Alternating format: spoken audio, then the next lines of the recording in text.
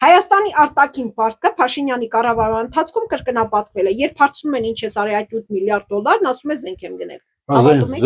Զենքը եթե գնած լինի, տվել նվեր տված կլինի թուրքերին։ Այն ժամանակ ասում էր նախկինները զենք չեն առել։ Իսկ Ալիևն ասում է մենակ 5 միլիարդի զենք եմ տարել ես Ղարաբաղի։ Եթե չեն առել որտեղից, բա իր առազնուրա, սուեր է։ Այն որ առանց ռակետի թռնում։ Չէ, ոնց պարքիվատում են ստացել, իրենք առ։ Պարքիվատում են ստացել։ Նախարարները, բանը, իր դեպուտատները պարքիվատում են ստացել։ Իսկ ենք առ, ուրա զենք։ Ոչ։ Ոչ մի ձևի չեմ հավատում, որտեղ տենը մենք մեր 200 ավտոյին տանը բերեմ ինչա կատարվում։ Սուտ ասում։ Ոչ։ Էդի մեր ուզում հիշում Ռոբերտ Քոչարյանի օրոք Ռուսաստանից